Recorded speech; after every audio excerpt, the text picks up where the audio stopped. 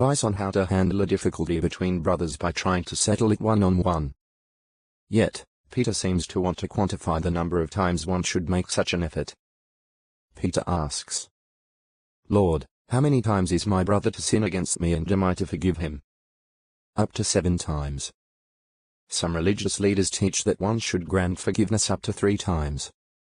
So Peter may feel that he would be very generous if he forgave a brother up to 7 times. Matthew 18:21. However, the idea of keeping such a record of wrongs is not in the spirit of Jesus' teaching.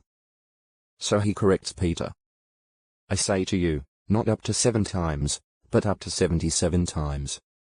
Matthew 18:22. That, in other words, means indefinitely. There should be no limit to the number of times Peter forgives his brother.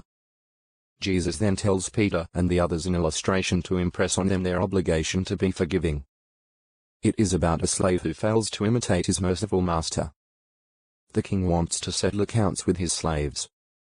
One slave who owes the enormous debt of 10,000 talents, 60 million denarii, is brought to him. There is no possible way he can pay that debt. So the king orders that the slave, his wife, and his children be sold and payment be made. At that, the slave falls down at his master's feet and begs, "Be patient with me, and I will pay back everything to you." Matthew 18:26. The king is moved with pity and mercifully cancels the slave's huge debt. Once the king has done so, this slave goes and finds a fellow slave who owes him 100 denarii. He grabs the other slave and begins choking him, saying, "Pay back whatever you owe." But that fellow slave the need to forgive. Matthew 18:21-35, 152 falls at the feet of the slave to whom he is in debt, begging, "Be patient with me, and I will pay you back." Matthew 18:28-29. However, the slave whose debt the king forgave does not imitate his master. He was his fellow slave, who owes much less, thrown into prison until he can pay what he owes.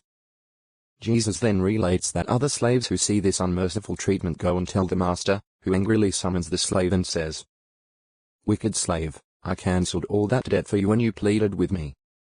Should you not also have shown mercy to your fellow slave as I showed mercy to you?"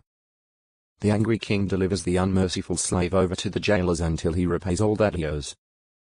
Jesus concludes, "My heavenly Father will also deal with you in the same way if each of you does not forgive your brother from your heart."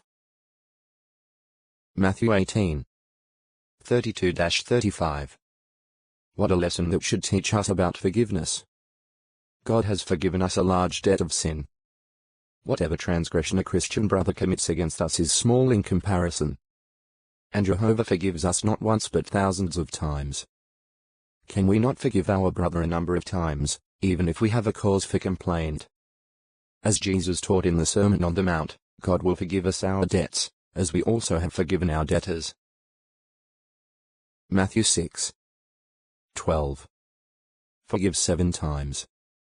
Illustration of the unmerciful slave. What prompts Peter to ask about forgiving his brother, and why may he consider it generous to forgive someone 7 times?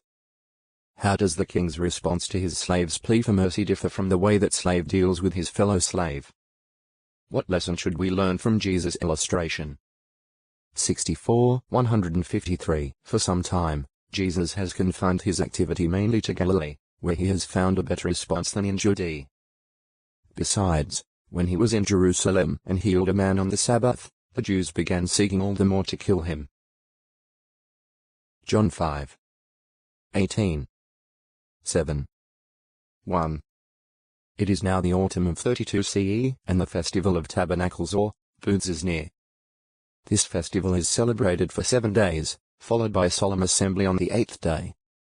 The festival marks the end of the agricultural year and is a time of great rejoicing and thanksgiving. Jesus' half-brothers, James, Simon, Joseph, and Judas, urge him, "Leave here and go into Judea." Jerusalem is the religious center of the country. During the 3 annual festivals, the city is crowded. Jesus' brothers reason, "No one does anything in secret when he seeks to be known publicly. If you are doing these things, show yourself to the world." John 7.